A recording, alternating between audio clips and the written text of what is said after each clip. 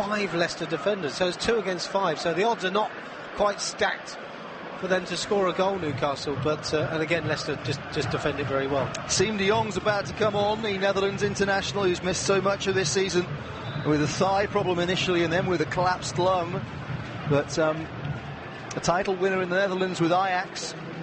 He is a regular goal scorer, usually from an attacking midfield position, and he's come on for Ryan Taylor, the first change of the day, with 12 minutes played in the second half. I think this is a gamble as well by John Carl.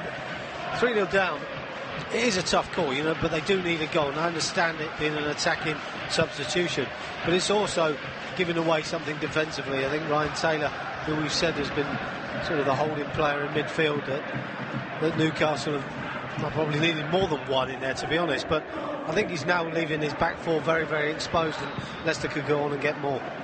My question to you would be, as play continues, a long ball by Leicester up towards Janmaat, who takes it down well, the right back for Newcastle, finds Colback in the central midfield position here. Colback, known for being a tigerish player, why wasn't he playing in front of the back four? Anyway, here's Sissoko, finds Janmaat on this near side for Newcastle. They're trying to get something, get a foothold in this game, but Janmaat is shrugged off the ball by Schlupp, and Gutierrez slides the ball away, but it only goes as far as Vardy, and Vardy's on the surge into the box, and Colaccini blocks well. It's rebounded to Mahrez. Colaccini is injured. In comes the cross to Ulloa. Oh, it's a terrific save by Tim Krul to keep Ulloa out and to stop the Argentinian from scoring a hat-trick. The super play by Leicester, isn't it? Again, the pace has caused problems. Vardy, Schlupp, both causing problems. Vardy with the initial shot, good block by Colaccini. After that, though, where are the Newcastle players? Just taking off Ryan Taylor. We're just looking at it again. It's 4 against 4. Ryan Taylor's gone missing. He would have probably picked up that loose ball, but Mahrez gets hold of it, whips it into the box. Ulloa with a good header, a better header's a goal, but gives Tim Krul a chance to make the save, and he does it very, very well. Ulloa so close to a treble. Here's Albrighton with the corner, and he'll whip it in with that right boot. Curling ball headed out by Gutierrez. Perez was rather hesitant about making the tackle, delayed, and then when he did arrive, he tripped Matty James up and knocked him over. Just past the top of the hour, Leicester 3-0 up. This is Barclays Premier League Live with talkSPORT. Leicester free kick then. Too far out for the shot. Mahrez is going to be the man to take it, swing it in with the left boot. Mahrez takes the Leicester free kick towards the back post, and Sissoko is there to flip the ball away. But that's what we talked about before. Remember we said about Sissoko being in the right position, and where last time he tried to allow the ball to run out, this time he makes sure, and he gets a good header on it with Vasilevsky coming in behind him, and then he's made the right decision, you know, and that's what defending is all about. Another Leicester corner. Huth is in there, Vasilevsky too. Ulloa at the near post. Looks like Cambiaso's the blocker for Ulloa. The referee might have to have his eyes peeled for that one. Here comes the corner, away swinger from the far side. Huth was up, might come to Morgan here. The player on the floor has got it between his legs. Dummett it was, blocking for Newcastle. He was brave, and they've got it away. And Sissoko with a fine pass has found Riviere. Schlupp is back as the defender, but Riviere away from him. Schlupp trying to get back, and does. Sticks out the boot and wins the tackle. Very good defending, wasn't it? It needed to as well. Just a chance maybe for a Newcastle counter-attack there. More changes being planned on the far side. Newcastle have possession. An hour's been played. 3-0 to Leicester. Will Floyd Evans on Twitter says Newcastle very likely to go down. Believe there's a lot of trouble in that club. Will says perhaps 3-1 it might finish today. Here's Colback for Newcastle over on the far side. At talkSPORT Live on Twitter. Remember, retweet, if you can find the tweet, retweet it for Newcastle will be safe, and favourite it if they're going to go down. A little poll on Barclays Premier League Live today. Here's Sissoko from the throw-in for Newcastle on the far side. Cross. Schlupp is there again. He's been very good at left wing-back, Schlupp, today, defensively and going forward. Oh, on the near side, Vardy comes towards the ball, and the tackle came in, and Vardy's gone flying into the camera down there. Williamson has made the challenge, and Williamson's got a second yellow card. He's off. Mike Williamson's been sent off, but I have to say there's concern for Jamie Vardy, who went flying into the camera. I mean, that looked horrendous. Yeah, and there's actually no need for this challenge as well. Again, Williamson on a yellow card already. Why does he dive in like this and take the chance? I mean, the concern would be for Vardy. Thankfully, he's sort of trying to sit up at the moment, and these cameras that are on the edge of the pitch have got padding on them for that reason. But it was a poor challenge by Williamson. Whether the ball was just slightly going out of play or not, I'm not sure, but why he makes that challenge, I mean, he's just making things worse for Newcastle. And you know, Mike Dean has sent Mike Williamson off for the second time this season. He was the referee when Newcastle played Aston Villa in August, and Williamson had to go that day too. Funny thing was as well, absolutely no complaints from Williamson. You know, most players, I mean, it's on the halfway line. That's the point, and he goes flying in with the boot raised. And Vardy, as you say, Clive, from the other angle we can see, he flies right into the padding. And he's lucky. Thank goodness that padding is there. Yeah, he's very lucky. And again, the pace of Vardy's caused Williamson all the many problems. The tackle has actually come, by the look of it, off the field of play, which means the ball was out of play, which means he didn't need to make the challenge anyway. But he was getting beat by pace, and that was the one thing that Williamson couldn't handle. And it's the right decision. You know, he's made the right decision, Mike Dean, to send him off. Yeah. I mean, arguably, it's a straight red anyway, looking at it again. Yeah, it certainly had disregard for Vardy's safety, didn't it, the challenge, and the referee has to be thinking in those terms. Vernon Anita is going to come on for Newcastle. Well, Riviere's coming off and Anita's coming on. Well, this will allow Siem de Jong to take up a more attacking position, maybe. Possibly, but again, you know, from a player's perspective... If you're a Newcastle fan listening to this now, you're thinking, how does this win us the game? Well, also you're thinking, you know, it's going from bad to worse. You know, how do you get back into the game? You're down to 10 men. You know, you're 3-0 down against a side that are on the front foot and have been from the off. You know, it's just going to go from bad to worse, you feel. Here's Ulloa. Could have had a hat-trick a few minutes ago. He's got two already, won the penalty, won the goal in the opening minute of the game. No way through for Cambiasso for Leicester. Here he is on halfway now. Even Siem de Jong, who just came on, played that ball forward, actually won the ball off Cambiasso, did well. His pass straight to a Leicester player, but straight after he passed the ball, his head went down. You know, it's a player coming on as sub, you want to get a little bit of inspiration from your subs. It's not going to happen, is it, for Newcastle? The olays from the Leicester fans as their team passes the ball around. Little 5-6 yard passes. There's no challenge on the ball here. Newcastle aren't getting close enough. Sissoko is now getting a little closer to Morgan, who goes back to the goalkeeper. But this is a little humiliating for Newcastle United at the moment here. And I think that's the worst thing for the fans. You know, that's the one thing they don't want to be, is humiliated. And there's the pass down the left-hand side, which sees Newcastle finally win the ball back with Colaccini coming across. But he's then given it immediately back to Schlupp. Little turn from Schlupp, and Cambiasso's found Vardy, and Vardy with the nutmeg. Leicester are going for the party piece, but in the last second the challenge came in, and Newcastle were able to clear. But that's the applause for the quality of the move there. Every pass was a back heel.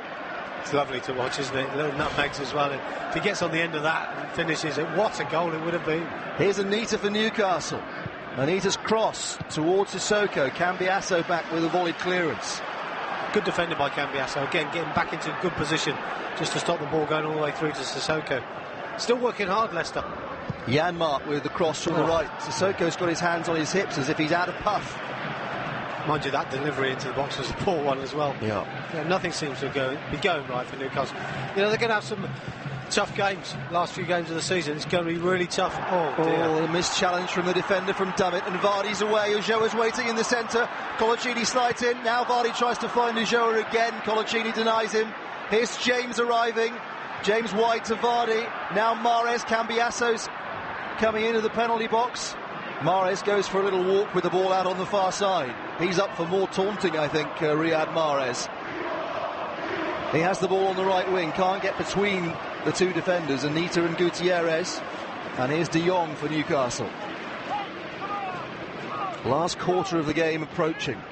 Leicester about to move here to 34 points, with Newcastle seemingly stuck inert on 35.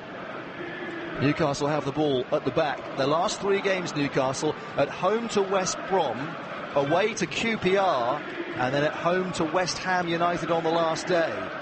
Here's the ball over the top for Ayoze Perez. Perez trying to beat Wes Morgan. Morgan stood his ground. Perez fell to the floor, no free kick. Leicester clear up to Ulloa. Trying to play in, Mahrez on the turn, wins the throw-in. What do you think of those last 3 games for Newcastle, Clive? 2 home games, West Brom and West Ham. Yeah, the trouble is when you're losing games like they are, you know, maybe at home you don't want them. The way the fans have been, the way they might be. Stop the league right now, no more games. Yeah. The only, one thing I was just thinking a few moments ago, I mean, obviously the result of this game looks like it's all over for Newcastle, but of course their biggest rival, Sunderland, have got a home game just coming up this afternoon against Southampton. That's a huge game, isn't it? If Sunderland suddenly get 3 points, I mean, I played in those derbies, you know, Sunderland, Newcastle, and they are massive for the fans. It's a fan sort of scenario. It's going to be it's going to make it even harder, but it's going to give Sunderland as well a big lift this afternoon to see their local rivals losing again, and put them within a distance. They're only 5 points away from Newcastle now. They get 3 points this afternoon. They're only 2 points away from Newcastle.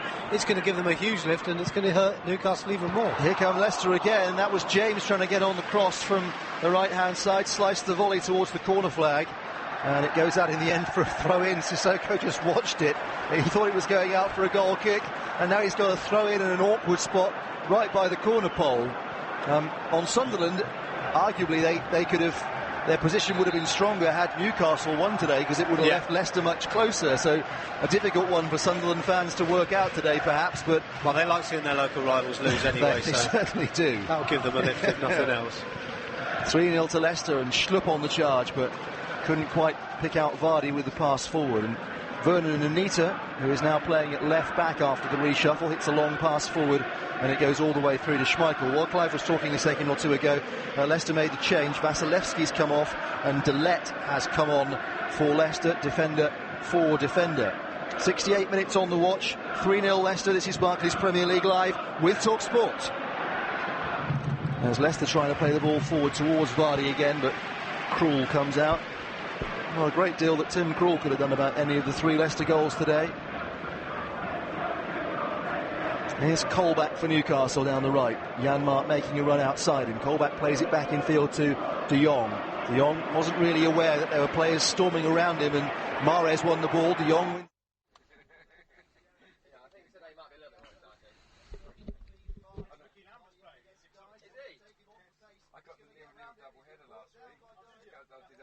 A huge game at the Stadium of Light this afternoon, with both teams needing the points for very different reasons. Sunderland sit in the bottom 3, while Ronald Koeman's men can qualify for Europe with a strong finish to the season and have already claimed their highest ever points haul in the Barclays Premier League, with 4 games remaining. With Chelsea, Arsenal and a resurgent Leicester City to come in their remaining games, Sunderland are desperate for a result today, but have won just 1 of their last 10 league matches, form that has to change starting today if they are to stay in the division. 2 changes for Sunderland from the 1-1 draw with Stoke last weekend, with Larson and Graham in to replace Jack Rodwell and Buckley. The injured Schneiderlin is replaced by Victor Wanyama, available again after suspension, and Shane Long comes into the starting 11 in place of Davis for Southampton. He's swiftly up, and Newcastle have the ball. Back it goes to Krul. He finds Colback on this near side, the ginger-haired midfield player. Infield to Sissoko. Back by Sissoko to Gutierrez. Leicester content to get back behind the ball here. I think they just want to keep a clean sheet, Leicester. You can understand that. You know, just use Jamie Vardy's pace if you want to launch one forward and get higher up the park. But obviously, from their point of view, game over. Just sit in and defend now. And as we said earlier, you know, it's all about taking points now. The Leicester fans will be happy whatever now. So it doesn't matter what their performance does for the last 20 minutes. Little cross came in from the right-hand side towards De Jong. It went out in the end for a Newcastle throw. De Jong and Anita, ex-Ajax, the pair of them. Forward now by Newcastle to Sissoko, and now Perez on the spin on the edge of the box. There was almost room for a shot, and perhaps there would have been had Morgan not fouled him.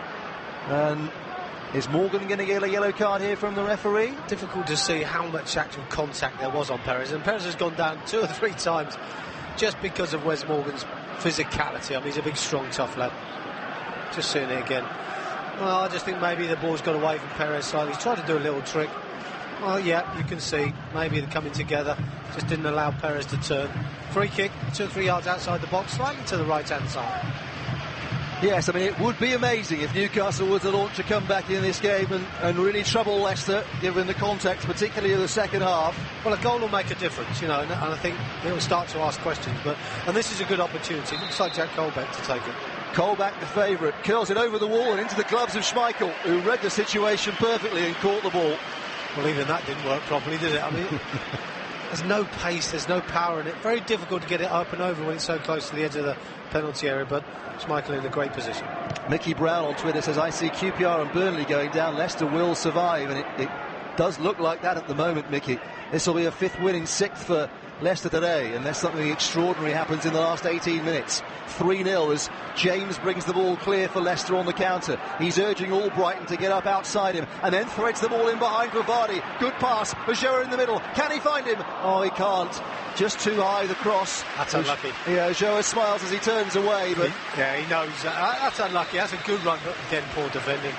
Colaccini just drops in and allows Jamie Vardy again to use his pace. Gets in behind the left-hand side. Delivery, he's trying to pick out Ojoa. Decent enough ball in, doesn't quite find his man. Leicester players they are relaxed, they are enjoying it. Cambiasso's coming off. This is the reception for him. Yeah, after 10 years at Inter Milan, I don't think Leicester really dreamt that they could have made a signing of the kind of profile of Cambiasso, but he's lived up to his big reputation this season. Certainly has. I think he's been terrific for them. And as I said earlier, I think he's the type of guy you want in your side rather than against you. He gives that little bit of steel in midfield, great passer of the ball, good reader of the game, bags of experience.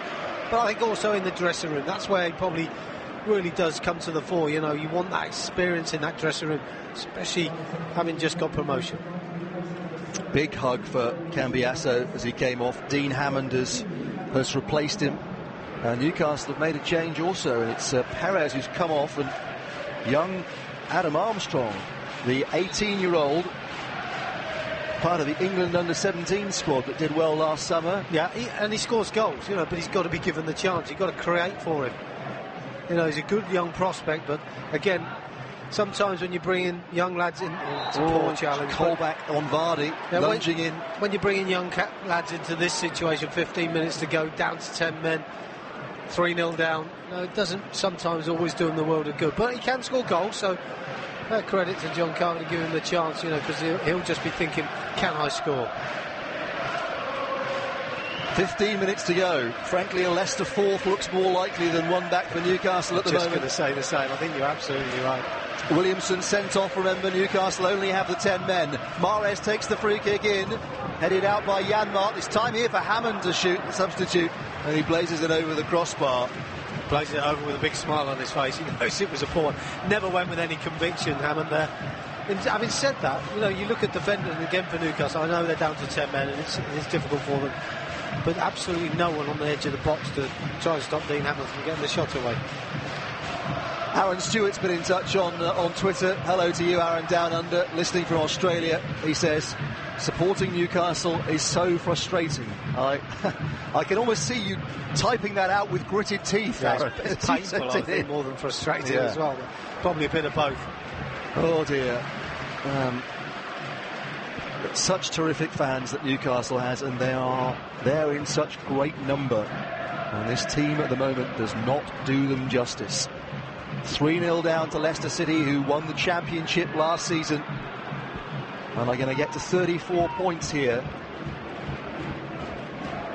Here's Janmaat for Newcastle on halfway. Have they got the energy, have they got the belief to get anything back from this game with 10 men again, we'll remind you, after Williamson's sending off? And trying to find Sissoko down the left. The left was there with the header away. Anita returns the ball to Sissoko, who's in an offside position.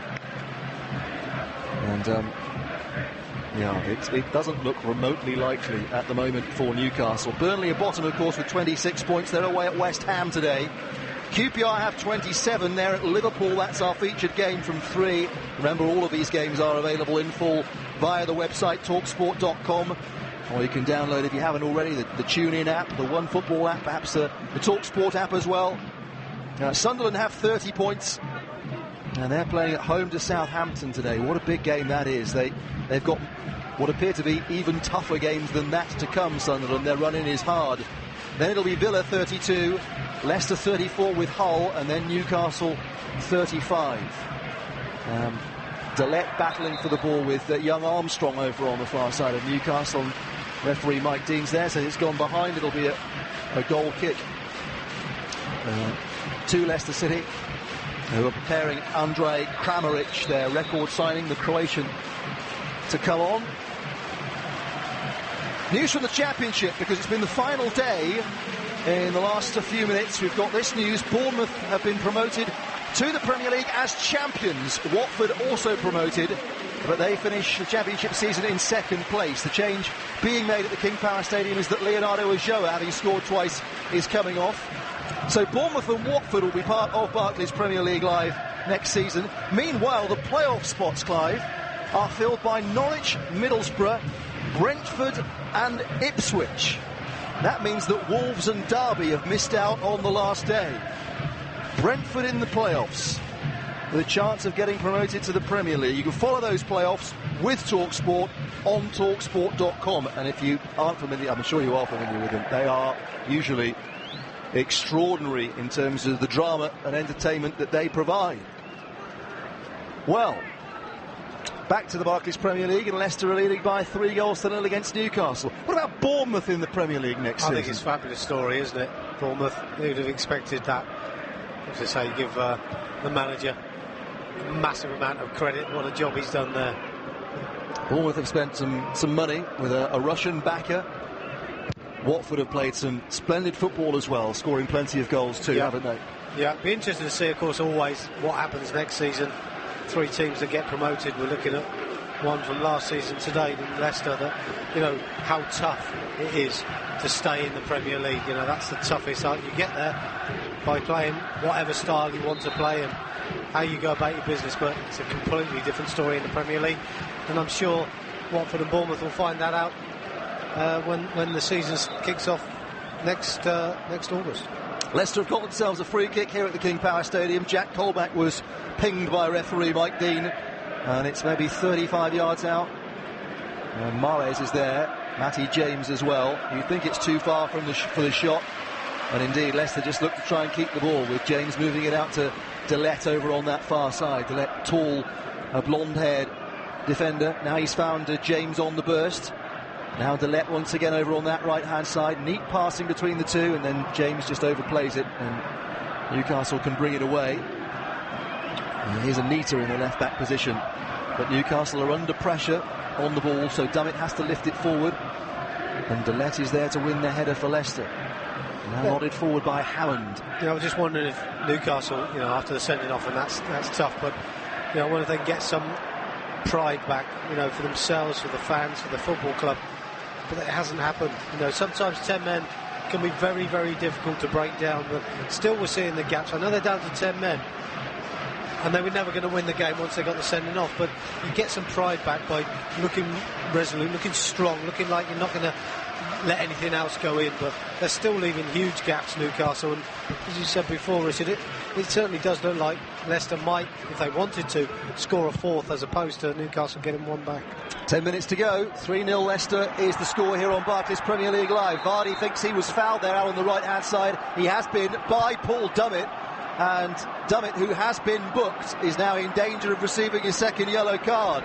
I think, in my opinion, my first look at this, I think he's unlucky here. Just having a look at it again. Oh, no, seeing it again. That's another yellow card. It should be, shouldn't it? I mean, they both jumped. Yeah. Vardy won the ball in the air, and then as they both came down to earth, Dummett grabbed hold of his arm to stop Vardy progressing. He's lucky to be still on the field. Some charity from Mike Dean, perhaps, for the men in black and white. Down to 10 already and 3 goals down. Heading for their 8th consecutive defeat. Leicester take the free kick short. It was a 2-on-1 for a second, which they botched, but in it comes by Mahrez, headed out by Jan Martin, further clear by Gutierrez. Now Anita, there's a whole pack of men in blue shirts chasing him down. Armstrong trying to get further down that left-hand side for Newcastle, but he's outnumbered, and Leicester win it back pretty comfortably, and will start passing the ball around once again. What a pity on Twitter says Newcastle are in absolute tatters. Mike Ashley, the owner, has let the fans and team down.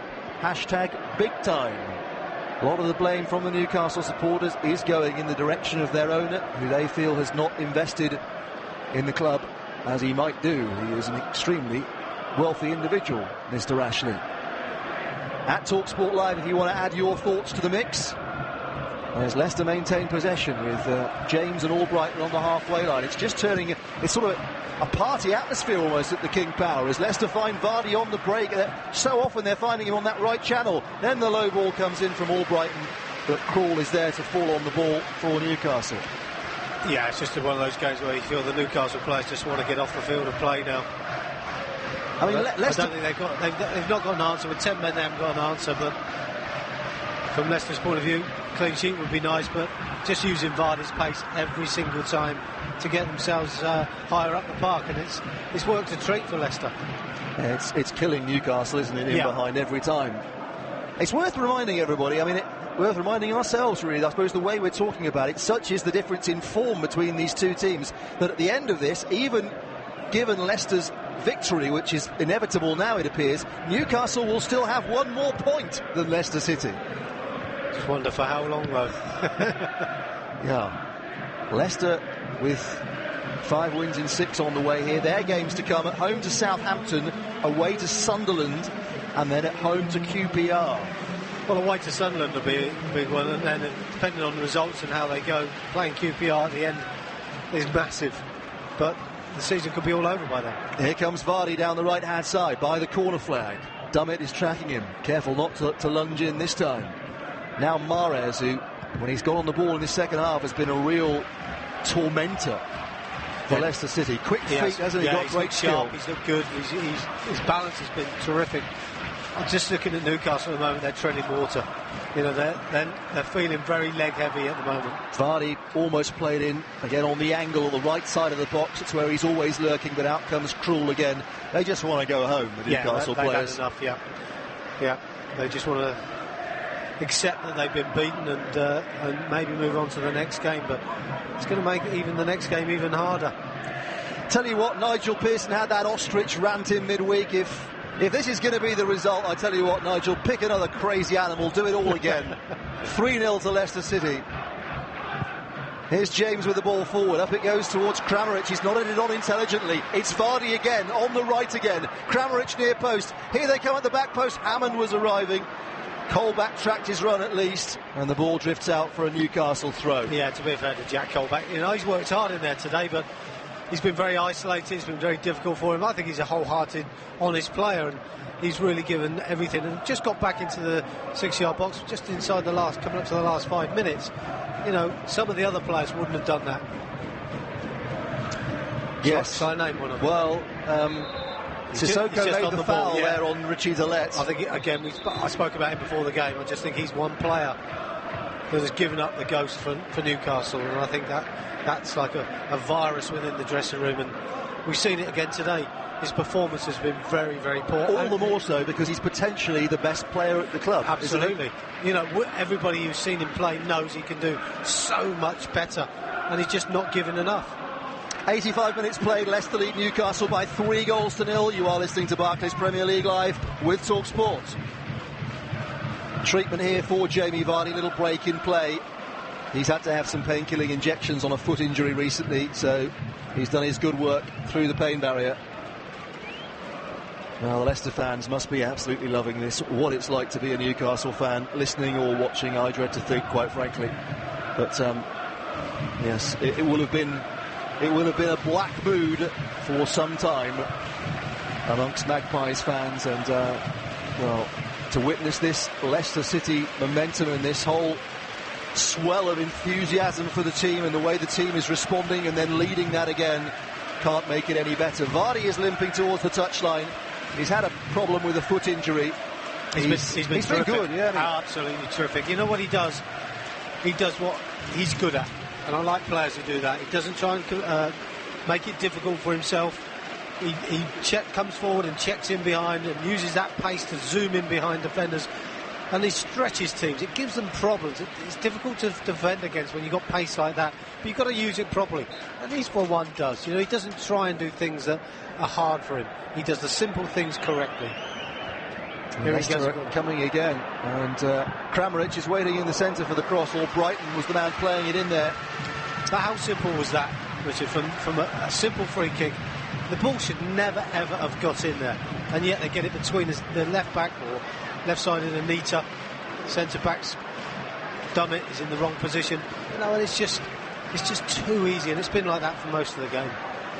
It started with a corner for Leicester. They've got another corner here. And in space in the centre is Vardy. And out came Gutierrez to nick it for Newcastle. But Mahrez has won it back. And Colback just about gets in his way and stops his progress. And then fouls Colback.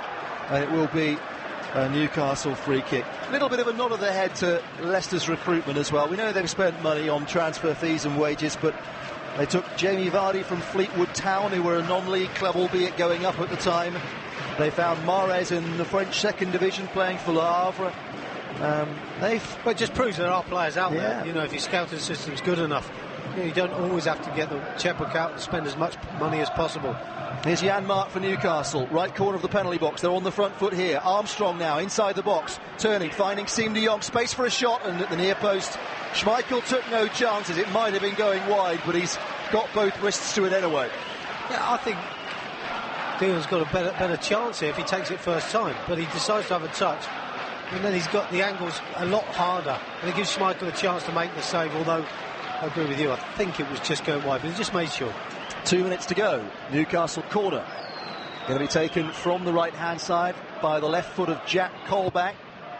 Deep ball towards the back post. De Jong was actually not far away, and he decided he wasn't going to make it when it looked like he could have headed it in. Do you know what? That sums up Newcastle, in my opinion. This is a terrific ball into the box. It's inside the 6-yard box.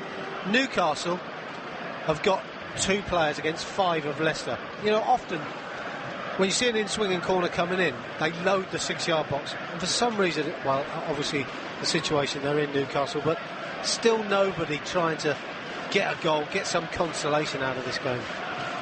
Quick word to Javan, who is listening in Wellington, New Zealand, home of the Wellington Phoenix. Javan asks, is Chris Wood, Kiwi, still on the Leicester roster?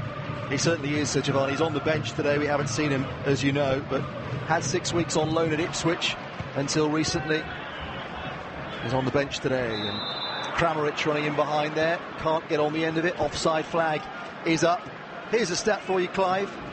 The gap between Newcastle and Leicester on February the 28th was 17 points, and today, 2 months later, it'll be a single point. Well, you just couldn't have seen it coming, could you? But it sums up actually the last 2 months for Newcastle. But it also says about what you can do when you're almost down and out, as Leicester were. What you can do if you get together as a group and a team and stay together as a football club, you can get yourself out of trouble. You need a bit of momentum, you need a little bit of luck as well, but Leicester has certainly proved that when you're in trouble, you can get out of it with a 100% from every single person involved with the football club. Newcastle haven't scored an away goal since the middle of February at Crystal Palace in a 1-1 draw. Away form is often a barometer, isn't it, of the way a team feels about itself, as Vardy is hacked down again, and there's another yellow card and a red card, another sending off for Newcastle. This time it's Jan Mart. They are down to 9 men. 8 consecutive defeats, 9 men on the field. They're losing by 3 goals at Leicester. This is just dreadful for Newcastle. How could it get worse? They are being taunted, and they have been outplayed by Leicester, and they are ending pretty close to disgrace. Well, thankfully the final whistle's not far away, and it can't get any worse for Newcastle, can it? But you have to say, this is just not defending for me. I mean, it's awful. He doesn't actually need to make this challenge. If he just steps off and makes a different runs differently, Yama, he'll wait for Jamie Vardy just to turn into him. But he actually gets the wrong side. He can't make the challenge from that side. You've got to go through the player to get there. And if you're on a yellow card, well, we can't say any more. Don't do it. You just don't do it. It's just ridiculous defending. And that, to be honest, sums Newcastle up completely.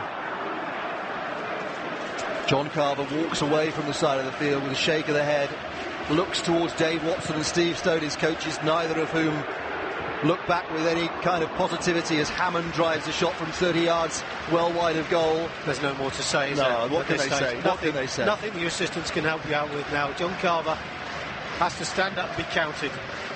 It's going to be tough for him, you know. Will he get the job permanently in the summer? I doubt it very much on the performances that have been seen. What's going to happen with Newcastle over the coming months, even years if you like, but I just think in the near future, you know, there's big questions going to be asked. Firstly, can they stay up? Secondly, what is Mike actually going to do during the summer break? So lots of big questions, and certainly some that will be answered and probably some that won't. John Carver's chances were slim and none, and Slim left town a long while ago, I think. I agree. But who's going to want? I mean, it's a big job. It's a huge job. Here's Albrighton with a cross for Leicester, and Vardy. Oh, he doesn't get his goal. Vardy just mistimed his jump. He was 7 yards out. His play deserves it. But Vardy just couldn't put the final nail in Newcastle today. What a terrific ball in as well, but he had to again defending. I don't know where Colaccini is. I don't know what Anita's doing. You know, and he gets between them, Jamie Vardy. Should have scored. I think it would have been a show and that would have been in the back of the net, but in a great position to get a goal. Does deserve it, but this one just mistimed. He's down and dispirited, Jamie Vardy, after missing, but he really shouldn't be. For what he's given to Leicester City today, many teams at the bottom will envy a player like Jamie Vardy on a day like today. The whistle goes from Mike Dean. The Newcastle heads go down once again, but the roar is for Leicester City and for Nigel Pearson. They have won by 3-0, and they have won at a canter against 9-man Newcastle. More analysis to come. You are listening to Barclays Premier League Live with talkSPORT. Coming next on Barclays Premier League Live, Liverpool versus Queen's Park Rangers from Anfield. Deep crossing towards Sturridge. Liverpool double their money, and Daniel Sturridge finally does get on the score sheet from Jordan Henderson's cross across the face of goal for Charlie Austin, and Charlie Austin has struck that ball right into the back of the net. Goal for Queen's Park Rangers. Followed by Manchester United versus West Bromwich Albion from Old Trafford. The Meta does stand over it for Ashley Young to take, right-footed free header for 4-1. Manchester United are running away with it. Chris Smalling has got in on the act. Delaney deflected backwards, driven in by Gardner. Oh my, what a stunning goal from Craig Gardner, who scores in back-to-back games. But this one could really matter. That's all still to come on Barclays Premier League Live with talkSPORT. Well, the celebration is continuing at the King Power Stadium with the scarves being waved in the air as the Newcastle players trudge in sorry fashion from the field. They have been well and truly dispatched today, and they have now lost 8 Barclays Premier League matches in a row. 3-0 the final score. In comes the Leicester corner towards the near post. The head is in! Leicester have scored! Leonardo Ulloa on 37 seconds! That's the message to the rest of the Premier League from Leicester. What a start! Ulloa heads them in front. Williamson exhorting his colleagues to defend this somewhat better than the early corner from which Leicester scored. In it goes again, they haven't! It's another goal! Dreadful defending from Newcastle, and it's Morgan who's celebrating, the Leicester captain. Well, Newcastle can't defend set pieces. Tim Krul famously saved a penalty in the World Cup. What can he do here? Ulloa steps forward for Leicester and blasts it in beyond Krul into the net. And it's 3-0 to a surging Leicester City. Newcastle United are plummeting.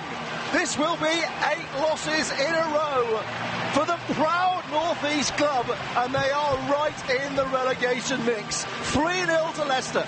Yes, and that's the sad truth about Newcastle today, Clive Walker, is that they are anything but united on the evidence of what we've seen today. Yeah, and I think they've been totally annihilated by Leicester. Most of it is all their own fault. Most of it is just through general bad play, disorganisation. They look aside. If Newcastle today were bottom of the league, you'd say, without a doubt, that's why they're bottom, because they're the worst side around. But do you think that's true? They are the worst team in the league right now. The way they're playing, yes, I think they're the worst team in the league, and I think they have a huge problem to stay up. they have got themselves into this situation, in my opinion. I said this before kick-off, that the work rate has gone. And I think we know that what the Premier League is like, it's intense. And you have to keep going. For how many times do we see the top team score in the dying minutes of a game? You've got to keep going. Points. At home to West Brom next week, Jan Martin Williamson, 2 defenders, suspended. I mean, they're running out of options back there. And the problem is the players will see that as well now. Now they've had the 2 sending-offs today. You know, they'll see that, you know, we're in trouble. And mentally, they will struggle to get out of it. Big job for John Carver.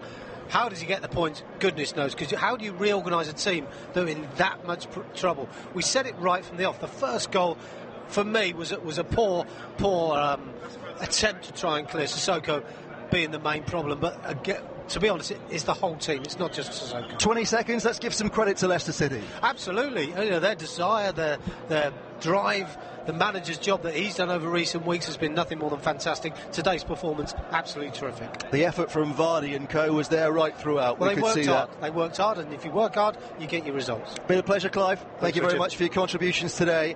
Well, Leicester have beaten Newcastle by 3-0. What next in the relegation battle? Liverpool QPR is our featured game, coming very shortly with Adam Bridge and Adrian Clark. You're listening to Barclays Premier League Live with talkSPORT. Plenty more to come on this huge day in the relegation fight. One planet, one game, one football.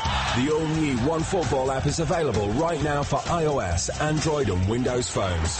With all the latest football news, live scores, results, highlights and more from the Premier League, Champions League and hundreds of international competitions. Download the One Football app from your App Store today to follow all the Premier League matches with live text commentary and vote for your man of the match. One Football, the best app for football fans. Well, Everton coming forward here. It's 3. Kevin Morales off the bench to finish Manchester United off. This is Barclays Premier League Live.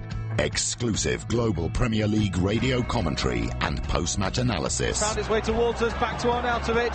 Tries a turn, it's going to come back for Adam. Oh, absolute rocket into the top corner. Stoke deservedly level. Barclays Premier League Live. All the biggest games every Premier League weekend. It's going to be in, surely. It's turned in. Leicester have the lead. Just a minute after Burnley miss a penalty. Leicester go off the other end and put the ball into the back of the net. This is Barclays Premier League Live. Never miss a kick of the Barclays Premier League.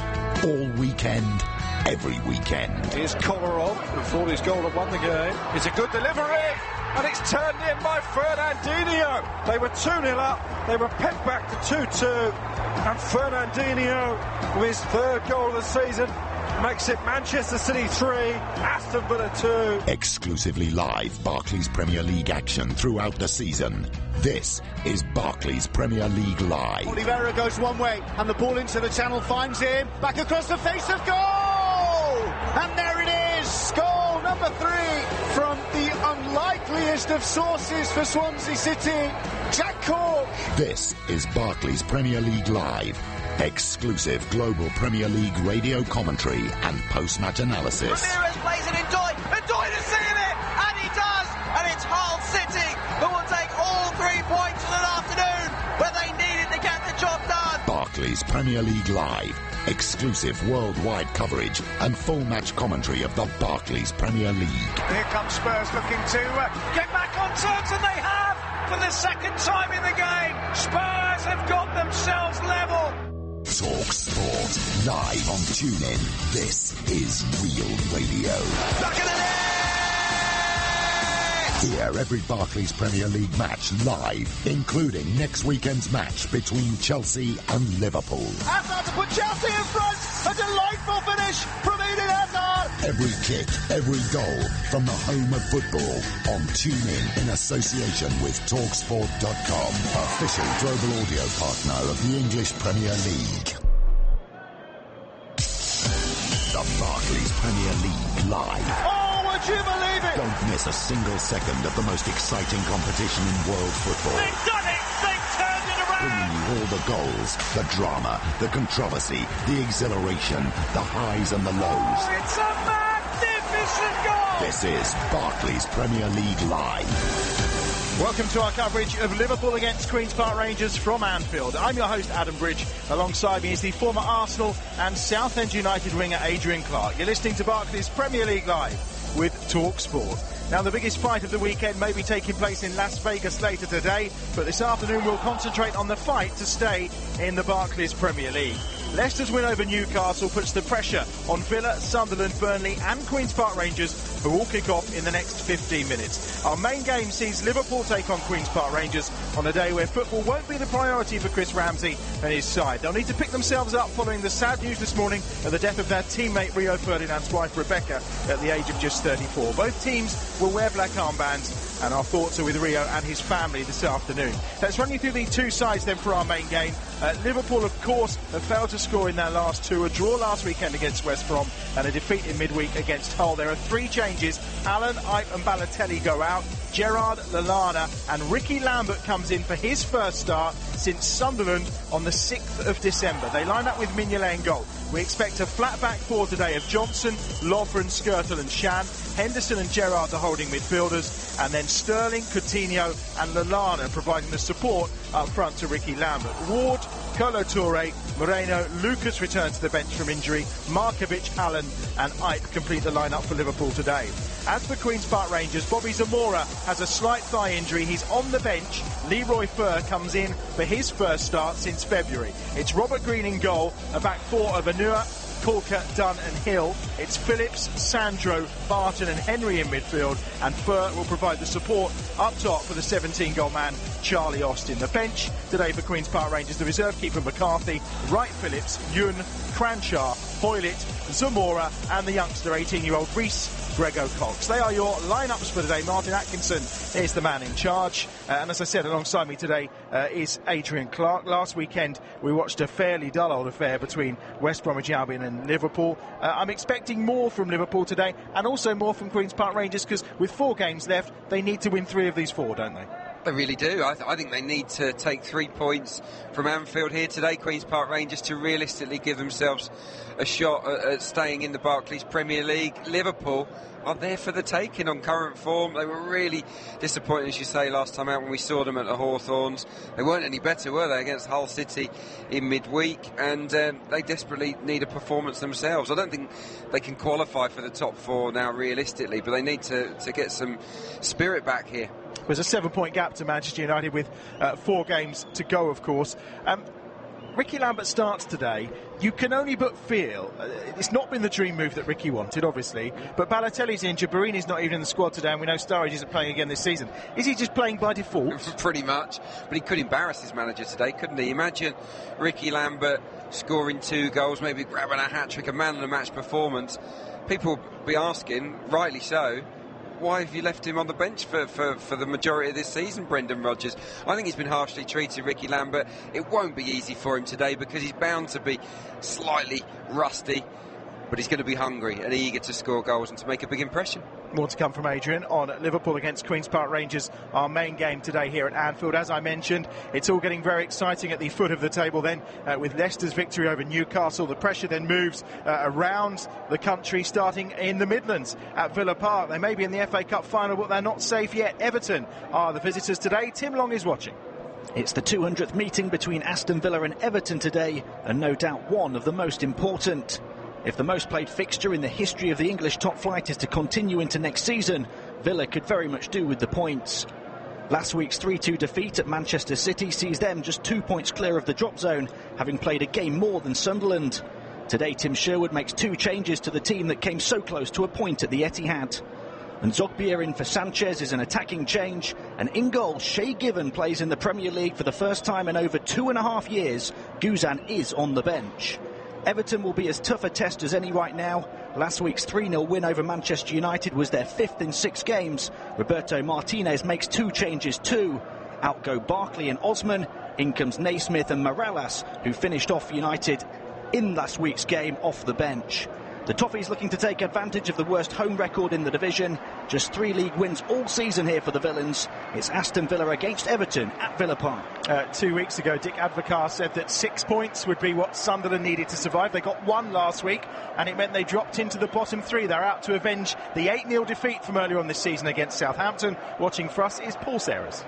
A huge game at the Stadium of Light this afternoon, with both teams needing the points for very different reasons. Sunderland sit in the bottom 3, while Ronald Koeman's men can qualify for Europe with a strong finish to the season and have already claimed the highest ever points haul in the Barclays Premier League, with 4 games remaining.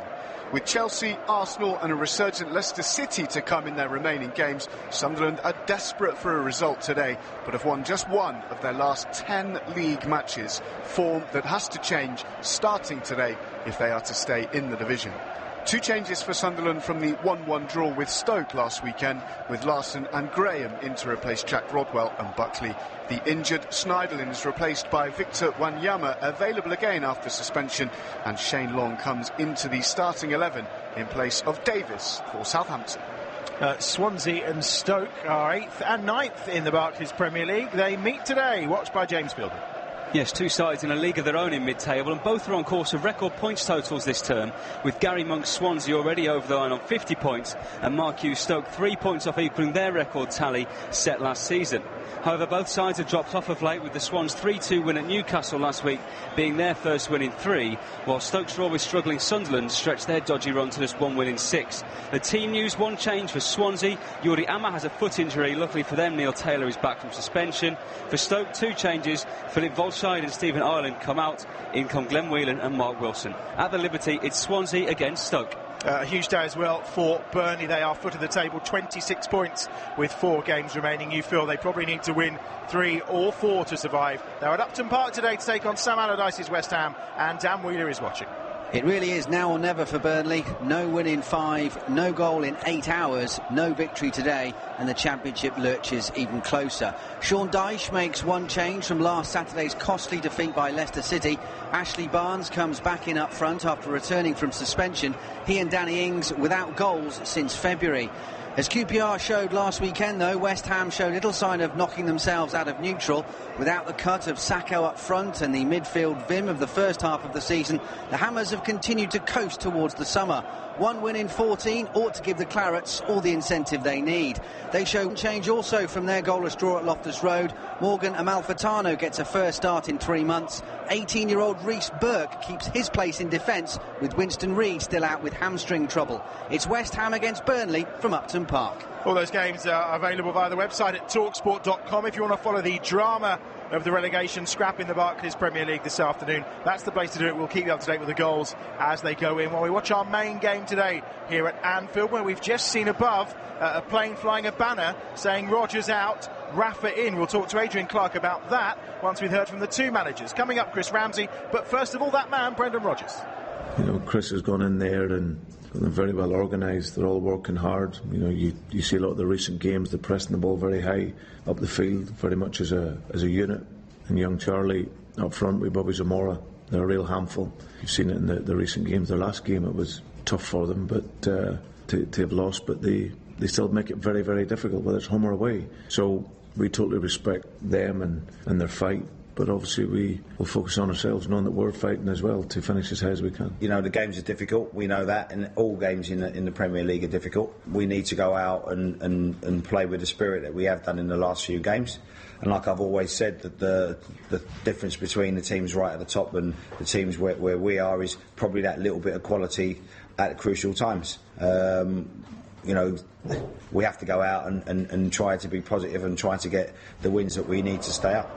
Adrian Clark alongside me then, so playing with a big red banner that says Rodgers out, Rafa in, flying above Anfield a few moments ago. A little bit harsh on Brendan Rodgers, or is the criticism deserved? I think it's a little bit harsh, but Brendan Rodgers has had a really disappointing season. As brilliant as he was and his Liverpool team were last year, I think he's been as bad this time around. He's made an awful lot of mistakes. The recruitment is the issue. It's been abysmal, really. There are far more misses than hits on his managerial CV when it comes to signings, and that is the reason they've struggled so much. They had the money last summer didn't use it wisely. And also, I sometimes feel that even though he's a really astute tactical coach, sometimes he just tries to be a little bit too clever for his own good, always chopping and changing formations. It's I sometimes think he gets a bit carried away in that regard, but I think he's a good manager.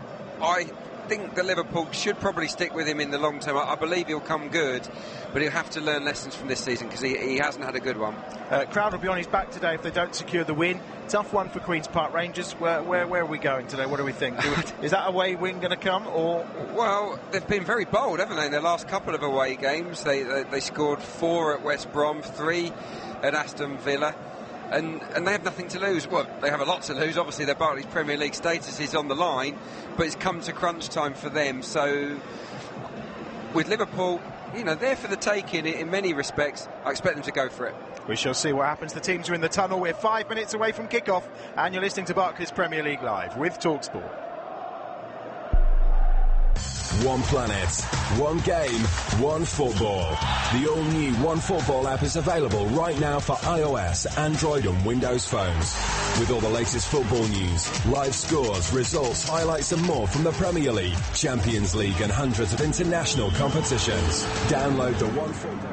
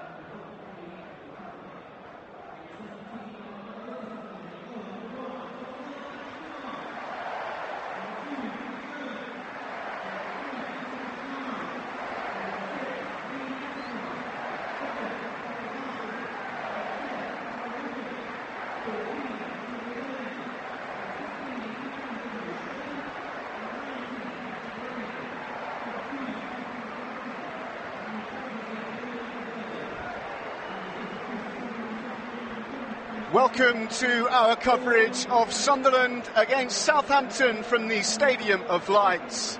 I'm your match commentator, Paul Serres. This game is being brought to you by talkSPORT.com, Westwood One Sports in the USA, the One Football app across mainland Europe and Latin America, and the TuneIn radio app. Listen to the world. It's a big, big game here in the northeast of England this afternoon. Sunderland remain in the bottom 3. And the visitors, Southampton, with a strong finish to the campaign. A campaign, by the way, that has seen them claim their highest ever points haul in the Premier League with 4 games left to play. We'll see them into European competition. The reverse fixture early on in the season, back in the middle of October, finished with a scoreline of Southampton 8, Sunderland 0. Sunderland are absolutely desperate for a result today, having won just one of their last 10 league matches. Form that has to change if they are to stay in the division. Games to come against champions-elect Chelsea, against Arsenal, and against a resurgent Leicester City, as well as a trip to Goodison Park.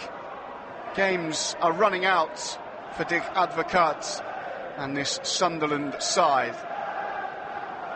Southampton, after the exodus of players and manager, of course, last summer, were many tipped to struggle in the Premier League this season. They start this game in 7th place with an opportunity to leapfrog Tottenham And Liverpool potentially finish match week 35 of the Barclays Premier League as high as 5th in the league table. 5th and 6th qualify for the Europa League, of course, automatically. 7th will do so courtesy of the Chelsea victory in the League Cup, and a potential extra spot too if Arsenal beat Aston Villa in the FA Cup final, which you can hear live with us on talkSPORT on the 30th of the month. We're underway here, and the groans that you can hear immediately are because Costel Pantilimon has cleared a ball straight out of play, and Southampton have the throw on the far side, which Nathaniel Klein will take. Flicked on by Graziano Pella, and now maybe an opportunity to get a ball into the middle. Pantilimon this time able to get there and clears the ball out of play for another throw on the far side for the visitors. A nudge in the back from Van Aanholt that saw Shane Long bundled over, but he did so shoulder to shoulder and fairly, according to the man in charge today, Mike Jones. And already the groans ringing out around the Stadium of Light. Sunderland are wasteful with the ball in these early exchanges. Back it went to Calvin Davis, who cleared long downfield up towards Pella. Here he is once again, having received the pass from Victor Wanyama. Into the middle it goes. Sadio Mane was waiting beyond the back post. Southampton able to keep hold of possession, first with Bertrand and then with Sadio Mane. That's good defending this time though from Billy Jones, initially anyway. Southampton able to reclaim the ball high up the pitch, and they go all the way back to Maya Yoshida just inside his own half of the pitch, and then a ball into the midfield. And the efforts on goal from Bertrand is dragged across the face of goal and out of play for a goal kick to Sunderland with a couple of minutes on the clock. Let us know where in the world you're listening to this Barclays Premier League encounter. You can follow us on Twitter at talkSPORT Live.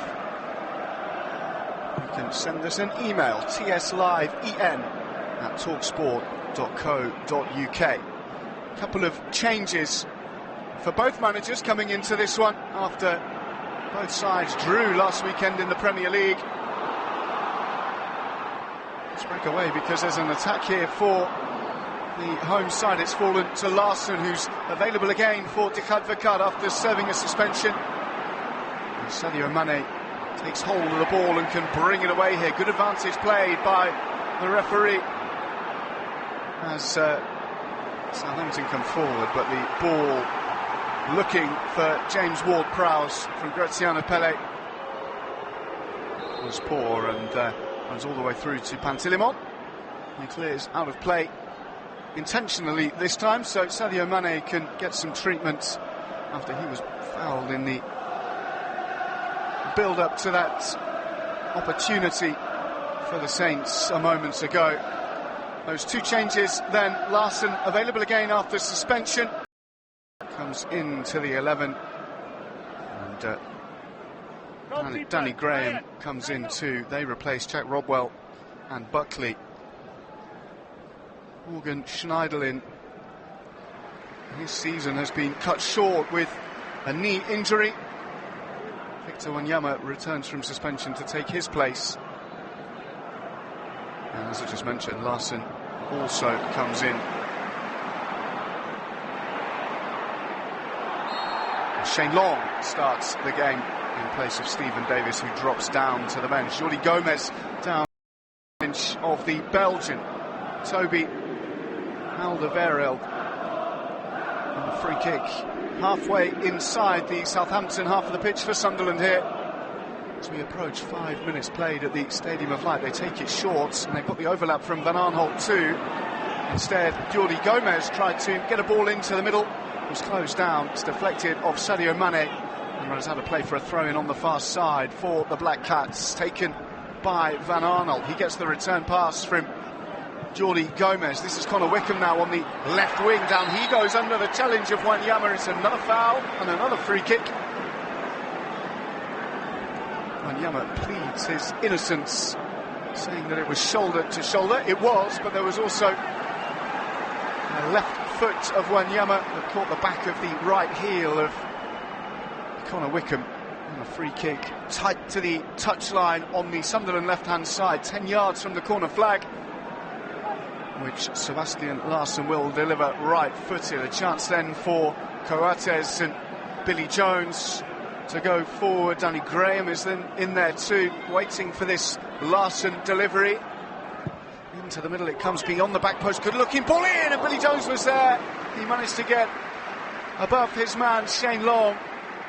Couldn't get any real purchase on the header, and that's a comfortable one for Calvin Davis at his near post, and danger averted.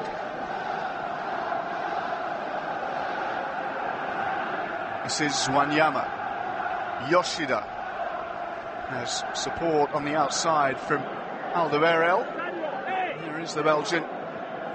Sunderland happy to allow Southampton possession of the ball in their own half of the pitch, standing off.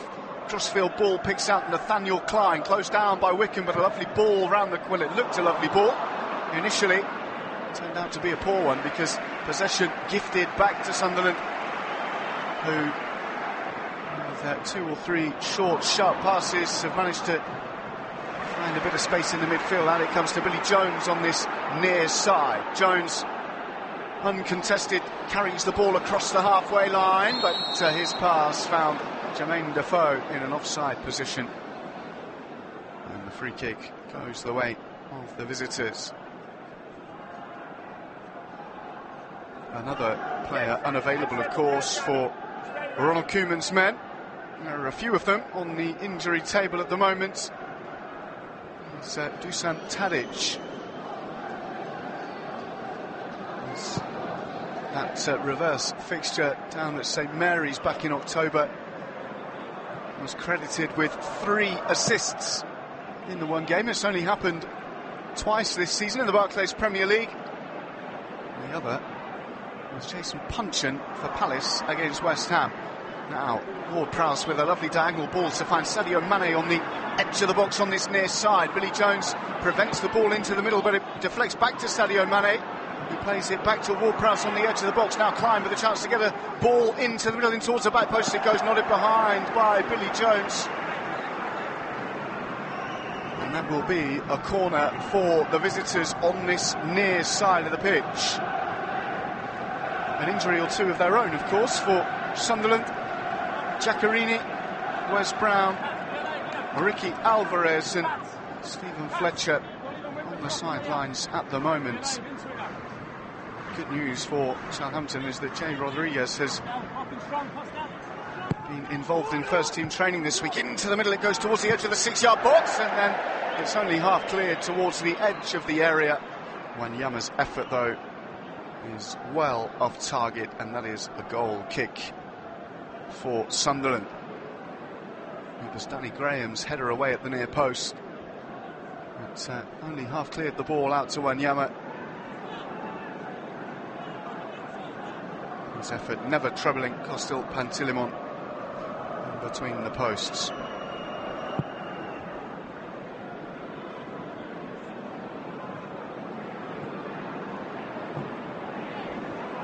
Now here come Sunderland with Defoe, finds Wickham halfway inside the Southampton half of the pitch. Wickham just showed a touch too much of that to the defender Alderweireld, and it's cleared away. Now Southampton back in possession of the ball with Ward-Prowse. He's brought down in the midfield by Catamol. Free kick goes the way of Southampton, and they've taken it quickly. Out it comes to this near side for Bertrand, high up on the left-hand side. They want a handball. Jermaine Defoe pleading with the referee, but he doesn't get the decision. Now in towards the edge of the box from Wanyama it goes. It's all a bit scrappy in these opening 9 minutes of football at the Stadium of Light. The throw-in on this near side goes the way of Southampton. Last touch of Sebastian Larsson. And Bertrand will take it, finds Mane, gets the return pass to, back it goes to Ward-Prowse, or rather to Alderweireld, who finds Yoshida, in turn plays the short pass into the midfield for Wanyama, back to Alderweireld and back to Yoshida once again. Good pressure on the man with the ball though from Jordi Gomez, forcing Southampton into clearing it long downfield beyond the halfway line. In doing so, the offside flag goes up and the free kick goes the way of Sunderland. 10 minutes gone then at the Stadium of Light. A huge game in the northeast and a pretty even start in these opening 10 minutes. It's Sunderland 0, Southampton 0. Pantilimon takes the free kick, looks long towards Danny Graham on the edge of the box. He managed to get his head to the ball, but nobody had made a run in behind, and in the end it just runs through into the hands of Kelvin Davis. The best defence in the league, Southampton. Only 26 goals conceded all season.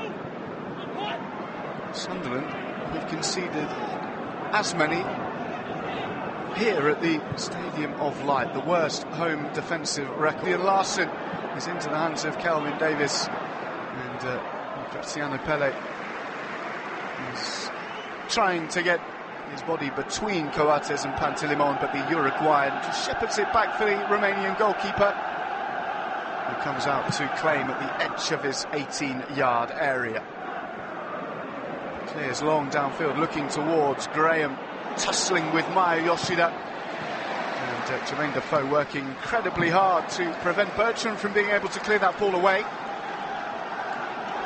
Indeed, he charged down the clearance. It fell to Sebastian Larsson, whose touch saw the ball run out of play for a throw-in to Southampton on this near side. Pressure really on Sunderland. They've won just once in the last 10 Premier League matches, and they've only scored 5 goals in that time. It's a very poor run of form that has seen them slip into the bottom 3. They've only been in the bottom 3, the relegation zone, twice this season, and the second time has come at the most inopportune moments, with just a handful of games remaining. Poor challenge on Shane Long by John O'Shea as the ball was played into the Irishman's feet. He just turned it round the corner. O'Shea already committed to the challenge, brought him down. The free kick goes the way of Southampton in the midfield, halfway inside the Sunderland half of the pitch. Yoshida. The ball crosses the halfway line, looking for and finding Mane, but his first time pass out to this near side, the Southampton left, found Bertrand flat-footed. It runs out of play. He's unable to keep it alive, and the throw-in goes the way of Sunderland. Pelle just bumped from behind by Coates as he received the ball back to goal halfway inside the Sunderland half of the pitch. Graziano Pelle. Now this is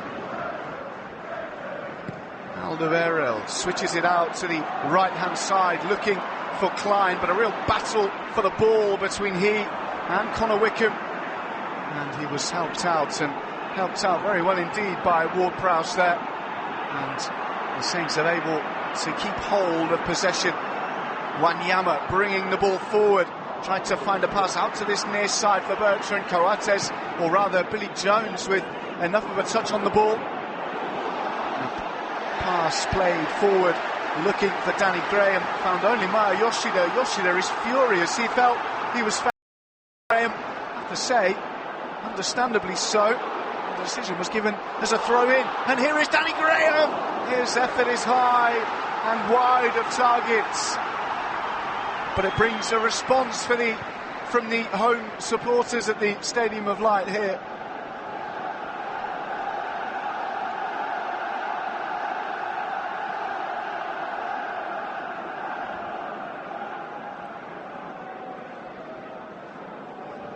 They've only won 5 all season, Sunderland.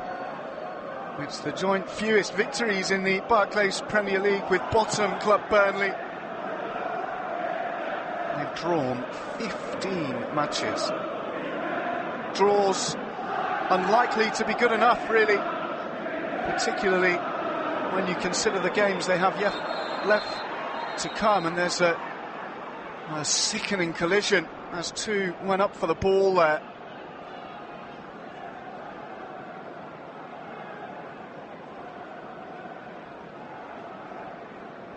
It's Shane Long who leapt early.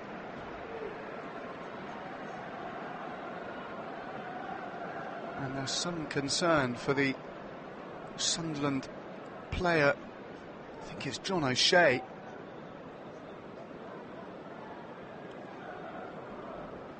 It is indeed O'Shea.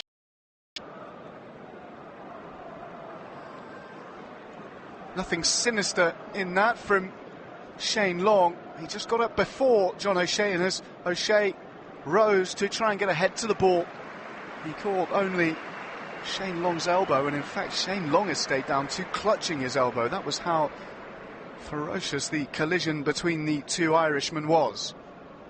O'Shea back up to his feet though, and he will be okay to continue, the Sunderland captain.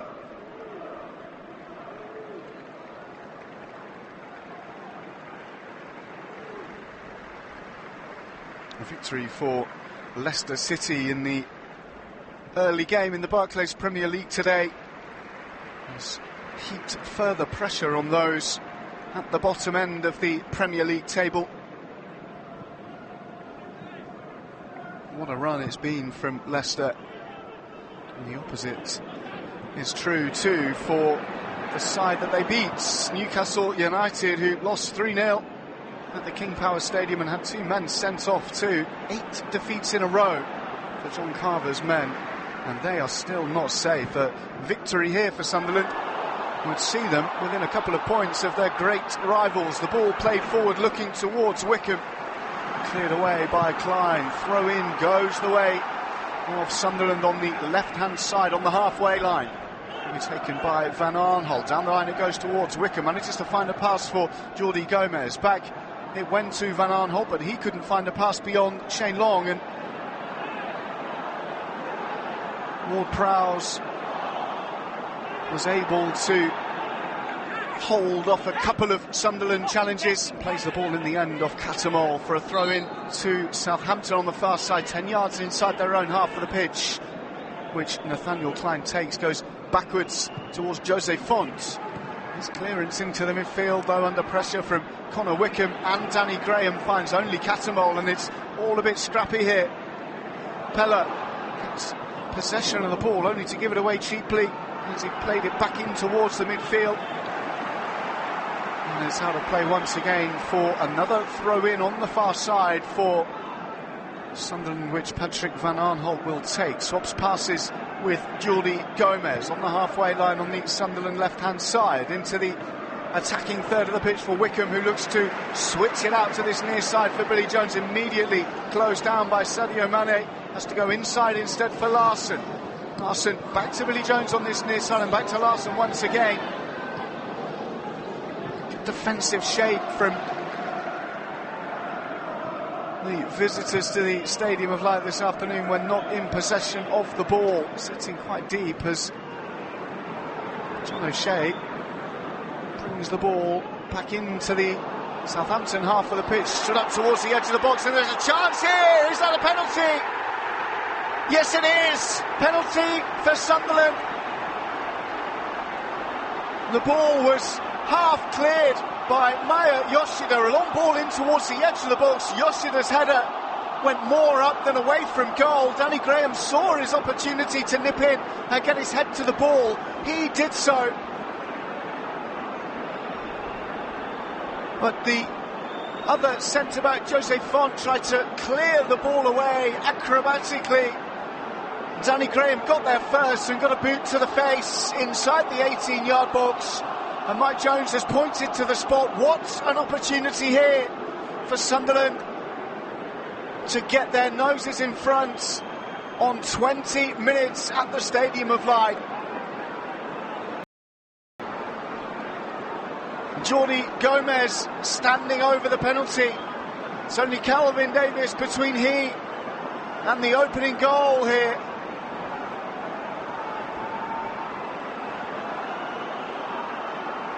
Gomez takes 3-4 paces backwards from the ball. Left-footed. Jordi Gomez now steps up and he scores! Low down to the goalkeeper's left-hand side.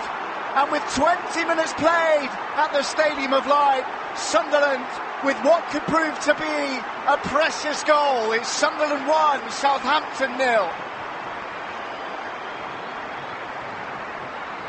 It was a clear penalty. And up stepped Gomez, left-footed, swept it low beyond Calvin Davis, who went the right way, but couldn't get anywhere near the ball. That is Premier League goal number 3 of the season from Jordi Gomez. And Sunderland take the lead. They are desperate for all 3 points here today. It would mean, if they're able to do so, a long way to go, of course.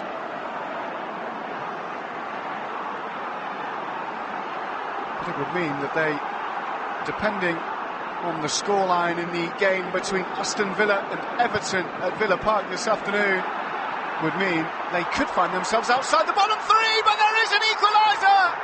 Sadio Mane has struck back instantly.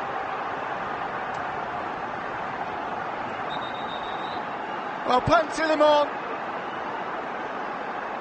has come towards the edge of his box. Well, he's been a shining light for the most part this season in what has been a very, very poor campaign. He's come to try and claim the ball. In the end, he's clattered into 2 of his own defenders, Costel Pantilimon.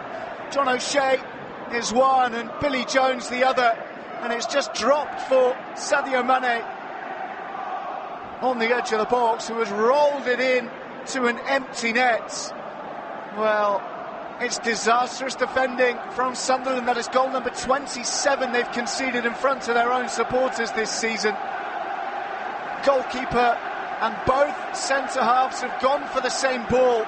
Pantilimon got there first, but collided with both O'Shea and Coates. He spilt the ball to the feet of Sadio Mane, and despite the desperate lunge from the right back, Billy Jones, it's rolled in beyond him. And 2 goals in 2 minutes means it's Sunderland 1, Southampton 1 at the Stadium of Light.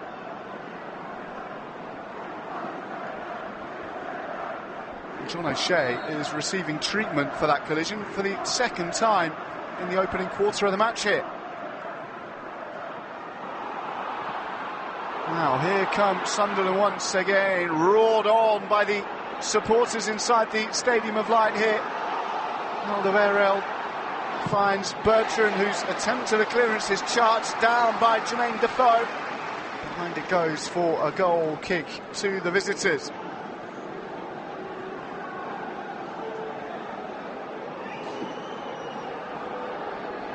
Now the last thing they needed after taking the lead was that instant response.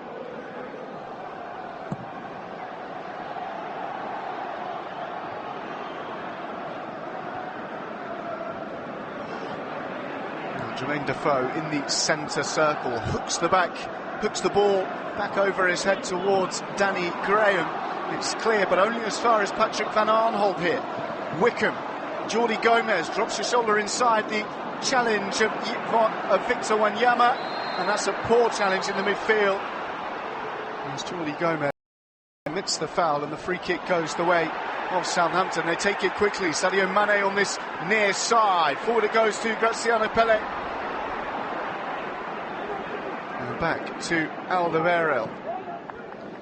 Premier League goal number 7 of the campaign for Sadio Mane, and his first in that 1-0 victory down at St Mary's against Crystal Palace 2 months ago tomorrow.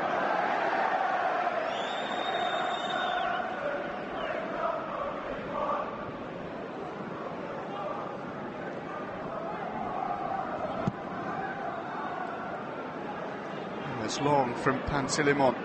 Both Gomez and Wanyama went for the ball in the midfield, but I think they have more of an eye on each other than the ball, because it's bounced over both of them. And Sadio Mane tried to bring it forward, but all of a sudden Sunderland are on the attack once again. Defoe with the effort from just outside the box, left-footed, wide of the left upright.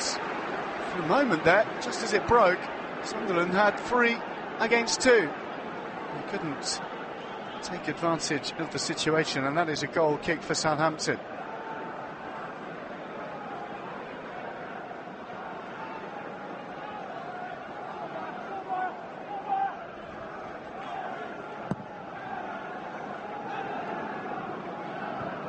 It's a towering header from Graziano Pelle, and here is James Ward-Prowse, who takes possession of the ball, finds Bertrand in the attacking third of the pitch here. Southampton. Bertrand finds Mane, who finds Alderweireld. Lovely ball with the outside of the right foot into the left channel. Bertrand into the middle, and there was Graziano Pelle at the back post.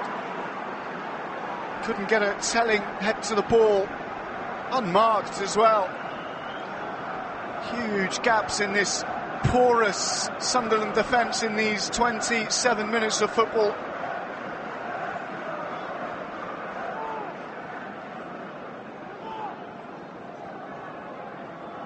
He's on 11 Premier League goals, is Graziano Pelle. A real opportunity to make it number 12 there. He didn't score between the 20th of December and the recent victory down at St Mary's against Hull City in that 2-0 win. To the middle it goes towards Graham, and Wanyama just knocks it back to Kelvin Davis. But he got both last week, did the Italian international striker, in that 2-2 draw down on the south coast against Tottenham.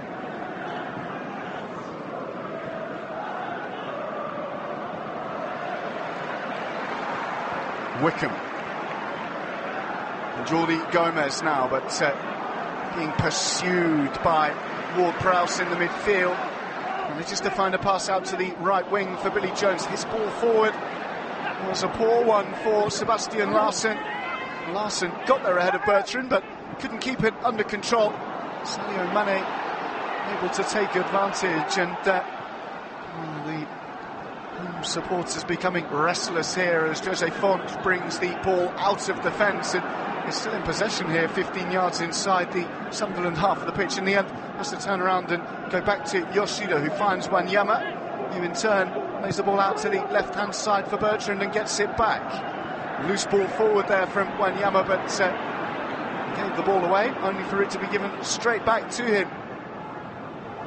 Now, Alderweireld tried to switch a ball out to the left-hand side for Sadio Mane and found only Jermaine Defoe, who is dropping deeper and deeper, trying to get more involved in this game. Now Wickham.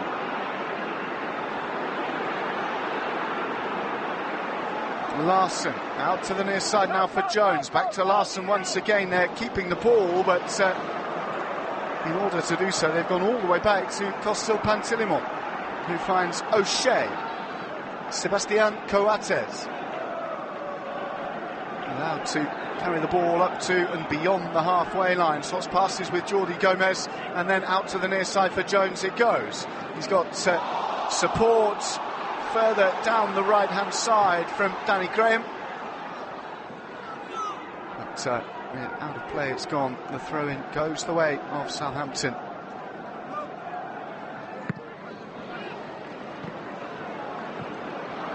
Now Graham. Got support in the middle if he can find the ball in. His attempt at the cross takes a huge deflection off Maya Yoshida. The deflection is kind for Southampton as it just pops up into the air and allows Kelvin Davis to come and claim under no pressure. He just rolls the ball into the D on the edge of his box and clears long towards Pella. Lovely chest control from him into the path of James Ward-Prowse. And a fine challenge from Catamol. Sends the ball 40, 50 yards downfield, out of play for a throw into Southampton on the left-hand side. half an hour gone at the Stadium of Light. Sunderland 1, Southampton 1.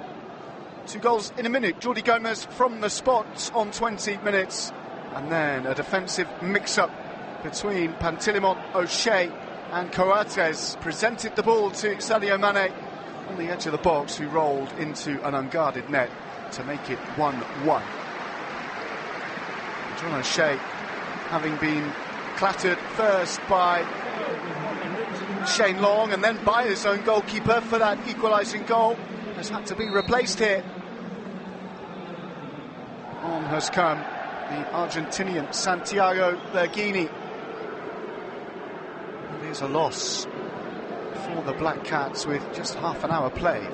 Forward by Bertrand, lovely cushion touch from Sadio Mane. And the return pass to Mane doesn't arrive at its intended destination because Billy Jones had fouled him, and indeed out will come the yellow card from Mike Jones. And Billy Jones has his name taken by the referee.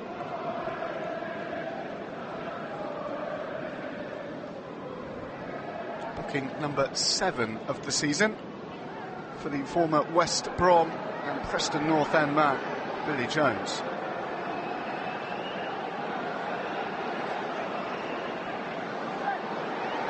Standing over this dead ball then is James Ward-Prowse, halfway inside the Sunderland half of the pitch on the Southampton left. Right-footed in towards the back post it goes. It falls now to Shane Long on the edge of the box, and Sunderland able to clear. An opportunity for Jermaine Defoe to clear it further upfield from the edge of the box, but it went back towards his own goal. No harm done this time. However, as it came back to Defoe, but Southampton regained possession of the ball here with Ward-Prowse. Out to the near side for Mane, who's been heavily involved in this opening half an hour. Clearly targeting the Sunderland right back position to effect so far as well.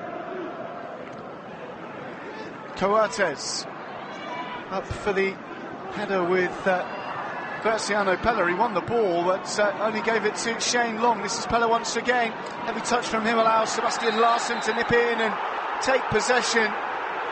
He was fouled. Mike Jones has blown his whistle for the free kick. When he waited, he would have seen a potential advantage for Sunderland, and that's why you can hear boos and whistles ringing out around the Stadium of Light here.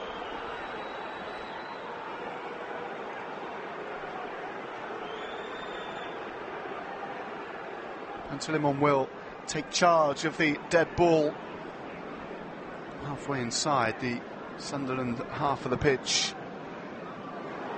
It looks long towards the edge of the box when Yama with the defensive header away, but Billy Jones is first to the second ball, manages to get it into the middle, too cleared away by Maya Yoshida, only as far as Katamol.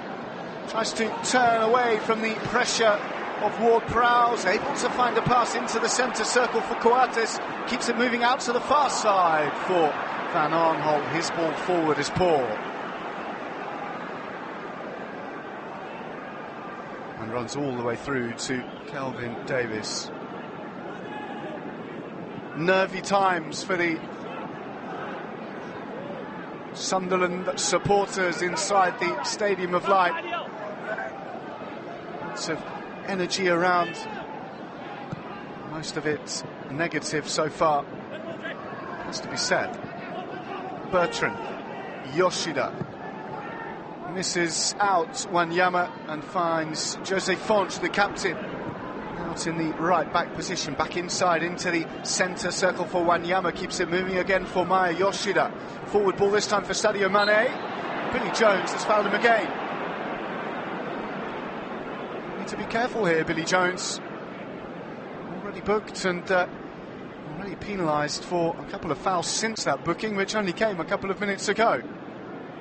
Ward-Prowse will once again stand over this dead ball midway inside the Sunderland half of the pitch.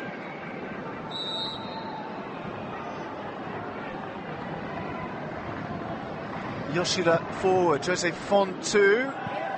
And they were beyond the back post. And as they made the move in towards the penalty spot, they watched the ball sail over their heads and behind for a goal kick, a wasted opportunity for Southampton.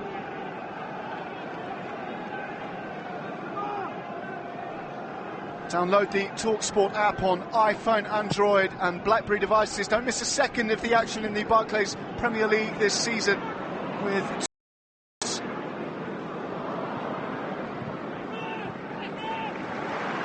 you can listen to the Premier League on the One Football app if you're in mainland Europe or in South America. Jordi Gomez. Van Arnholt stuck it through the legs of Klein and then found a decent looking ball forward towards Danny Graham, and Jordi Gomez has clipped the heels of Wanyama. They're giving away too many free kicks in this first half of football. Sunderland making for a disjointed game so far. 1-1 here. Gomez from the spot for Sunderland. And Sadio Mane with the equaliser a minute later for Southampton.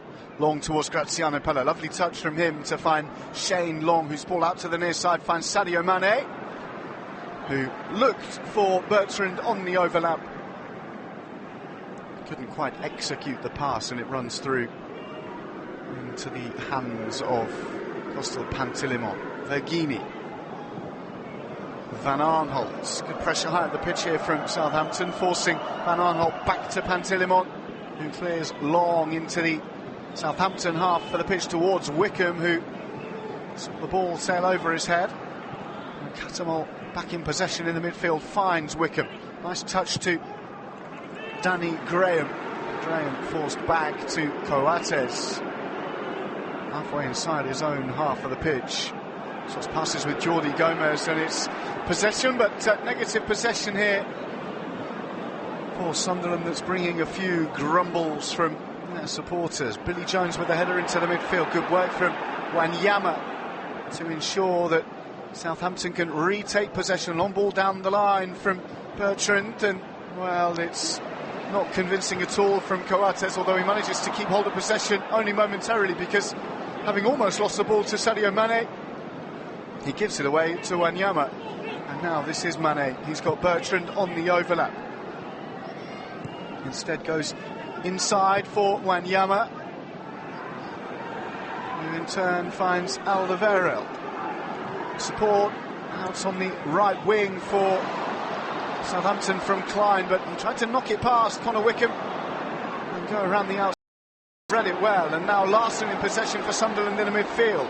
Looking for some movement ahead of him, finds it in the form of Danny Graham, and it's an inch-perfect ball too, switched out to the far side by Larsson, who has to go backwards, but ensures that Sunderland able to keep hold of possession, finding Gomez. Gomez now finds Van Arnholt, into the middle for Wickham, over the bar.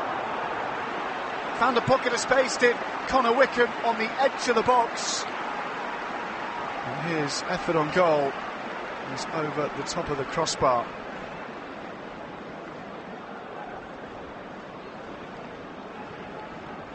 Two goals in his last two appearances for Wickham.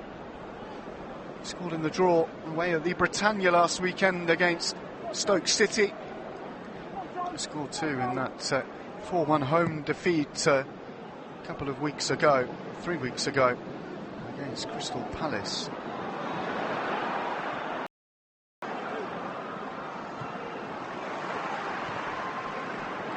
There he is again. His goals at the back end of last season, remember, that saw Sunderland stay up. And there's space on the far side, lots of it. And here comes Southampton. Into the middle it goes towards Ward-Prowse. It's excellent work from Sebastian Larsson to nod it back to Pantilimon. As Sunderland once again left huge gaps in their defence. That's a run of form that saw him score a couple against Manchester City, remember, at the Etihad Stadium. He got a goal in that unlikely win away at Stamford Bridge against Chelsea, and a couple in the home victory here over Cardiff. Saw them stay in the Premier League Well, they need something similar this time round. 5 minutes until the break at the Stadium of Light. Sunderland 1, Southampton 1. Goals from Jordi Gomez from the penalty spot gave Southampton the lead, but not for long, as an offensive mix-up gifted the opportunity for Sadio Mane to equalise just a minute later. Since then, not a great deal in terms of goal-mouth action. Neither goalkeeper really forced into making anything like a save. And it remains Sunderland 1, Southampton 1.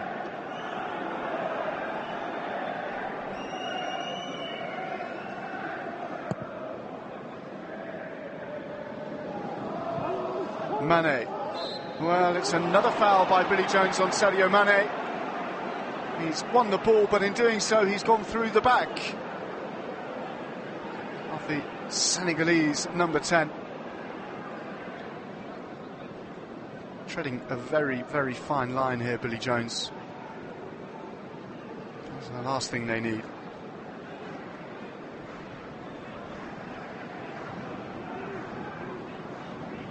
Once again, Ward-Prowse standing over the dead ball in a similar position to the previous one that he got all wrong. Jose Font is forward. He's cleared away by the first man on the edge of the box, and then an effort from distance from Klein. What a goal it would have been from Nathaniel Klein, who's had a superb season. But well off target this time. And a goal kick goes the way of Sunderland.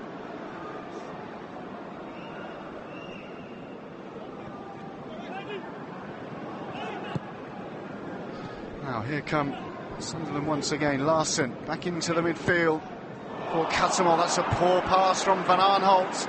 And now here comes Southampton once again. Sadio Mane tried to find the pass of Ward-Prowse, couldn't find it, but here is Shane Long now on the right hand side. His ball into the middle is claimed at the near post by Fasil Pantilimon.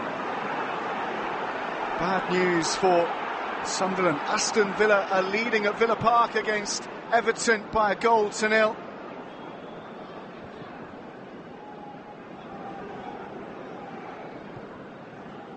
Those other teams, though, as we approach half-time in the 5 Barclays Premier League games this afternoon, are going Sunderland's way. West Ham United are beating Burnley by a goal to nil down at Upton Park in East London. And QPR are losing by a goal to nil at Anfield. Wanyama. Maya Yoshida clips the ball forward towards the edge of the D, looking towards Shane Long, but there was a foul by the Irishman. And Santiago Vergini that brings the free kick for Sunderland on the edge of their own box. We've got just a touch over a minute remaining in the first half.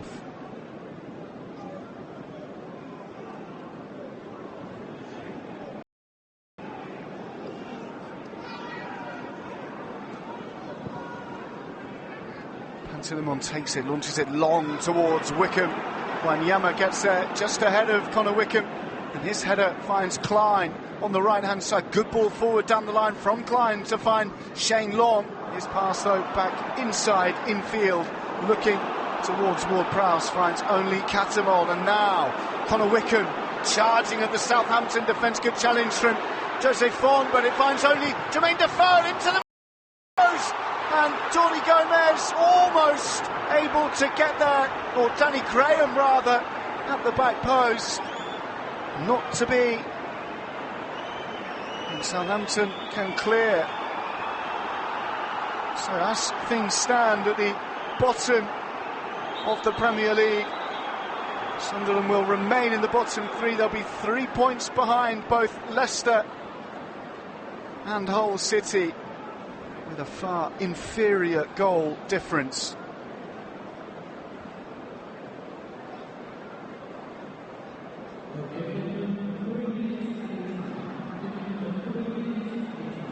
Minimum of 3 additional minutes signalled by the 4th official. And we are into them here at the Stadium of Light.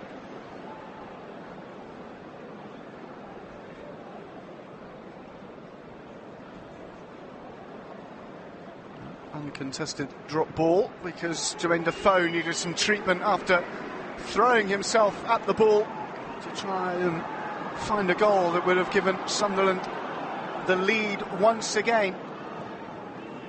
Back in play, and here comes Patrick Van Aanholt driving forward down the left-hand side. That's excellent work from Klein, but Jose Font stepped in ahead of Nathaniel Klein, and he's fouled Van Aanholt right on the edge of the box. A dangerous dead ball here for Southampton to have to defend against. Well, Klein had that under control. Jose Font, the captain, stepped in and has given away an unnecessary free kick here.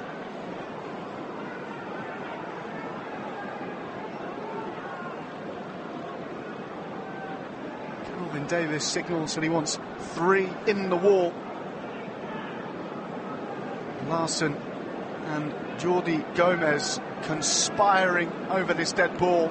It's only yards or so outside the 18-yard box, towards the left edge of the box. You'd think that the angle would be against an effort on goal. Billy Jones is squared just outside the edge of the D, as is Catamol, but Sebastian Larson only really has eyes for goal here. Defoe, Bergini, Wickham in the middle. Oh, he's had an effort on goal and is palmed away by Davis. Back into the middle it went from Danny Graham and away once more, but Graham will ensure that Sunderland are able to keep hold of the ball. And Catamol back out to this near side where Billy Jones took a touch, and then the ball is cleared out of play for a throw in to Sunderland, who are finishing the half strongly here. Connor Wickham was on the edge of the wall as that free kick came in. Just turned away at the last minute, and Larson found that gap, but Davis punched it away from the middle of the 6-yard box. Long throw from this near side in from Connor Wickham. Slightly hesitant in defence here at Southampton. They're able to get the ball clear only as far as Catamol in the midfield, who clashes with Ward-Prowse. The whistle goes not for a free kick, but for half-time from the man in charge, Mike Jones. 2 goals in a minute, halfway through the first half. The first from Jordi Gomez from the penalty spot after Danny Graham had been fouled. And then a minute later, a defensive mix-up involving goalkeeper and 2 centre-backs presented Sadio Mane with the opportunity to equalise. And the half-time score then from the Stadium of Light is Sunderland 1, Southampton 1. But so we give ourselves a chance. That's all we've done, because we've still got 4 games to play, and I still think we need a couple of results, because other teams last week, teams at the bottom, got a result. It's all still to play for, and exciting, I suppose, if you're watching it from afar. He's got 2 players with him, Giroud, but he goes for a goal and scores himself, and Arsenal are going second in the Barclays Premier League.